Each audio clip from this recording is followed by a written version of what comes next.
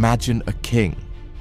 He was just a child when he took the throne, and when he died, he could barely show his face to the world. He could no longer feel his hands. His fingers were rotting away. His sight was fading into darkness.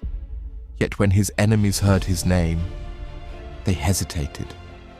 Because he was more than a man. He was a symbol. And the man standing against him was no ordinary rival. He was the unifier of the Islamic world. The man who brought Egypt and Syria under one banner. One of the most disciplined commanders in history, Saladin. But this is not Saladin's story. This is the story of the king even he could not defeat. His name was Baldwin IV of Jerusalem.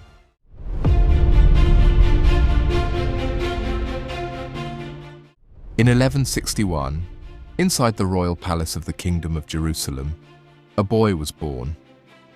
His father, King Amalric I. His mother, Agnes of Courtenay. The kingdom was already fragile. Muslim powers were reorganizing in the east. The Crusader states distrusted one another, but no one realized the true danger was growing inside the palace itself. Baldwin's tutor, the historian and Archbishop William of Tyre, once noticed something strange. While other boys wrestled and shouted in pain, Baldwin did not react. They pricked his arm with a needle. They squeezed it. They scratched him. He felt nothing. In the Middle Ages, that meant only one thing: leprosy. Not just a disease, but social exile. A mark believed to be a curse from God. And that boy would one day be king.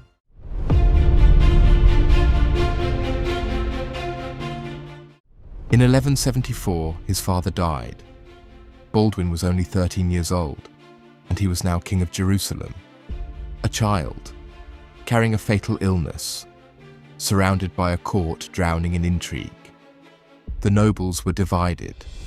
One faction supported his mother. Another saw opportunity in his weakness. Everyone believed they could rule through him. They were wrong. Baldwin was sharp, intelligent, politically aware beyond his years. And most importantly, he did not hide his weakness. He turned it into a weapon.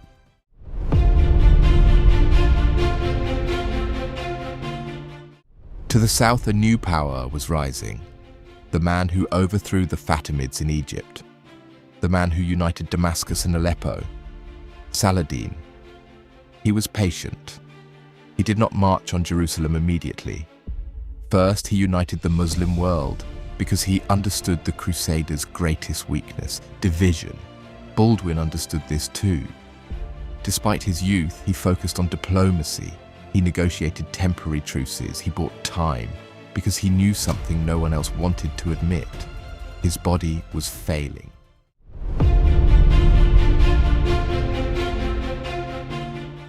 Saladin eventually marched with a massive army toward Jerusalem. The goal was clear: crush the sick boy king. Baldwin had roughly 300 to 400 knights. Saladin commanded thousands. His advisors urged retreat. Instead, Baldwin mounted his horse. Beside him stood the Knights Templar. Near Montgisard they met. The young king, weakened by disease, positioned himself at the front. And then he did the unthinkable: a sudden, aggressive, direct assault. Saladin was caught off guard. His army broke. He barely escaped with his life. This was not just a battle, it was a dying king defying history.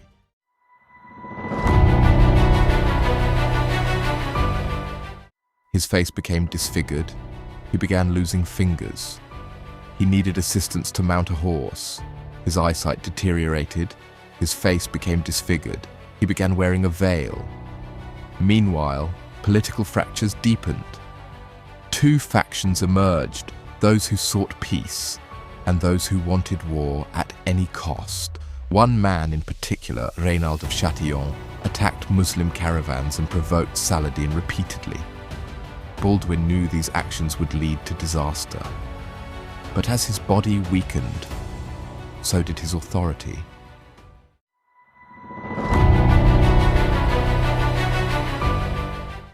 There was one unavoidable truth: Baldwin would never have children. Who would inherit the throne? His sister Sibylla's marriage became a political battleground. In his final years, Baldwin focused on one goal: ensuring the kingdom survived him. He crowned his young nephew Baldwin V as co-king. It was in many ways a quiet admission. My time is ending.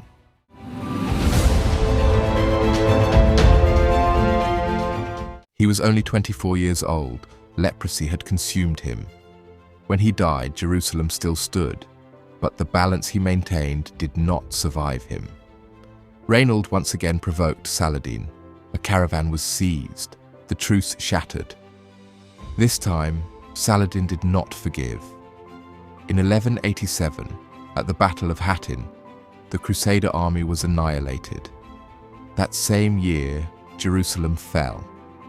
Would it have happened if Baldwin had lived? We don't know, but we do know this. While he was alive, Saladin never took Jerusalem.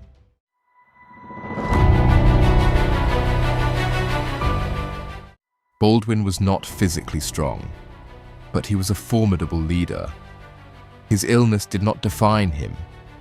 It transformed him into a symbol, one of the most tragic figures of the Middle Ages, and one of the most resilient.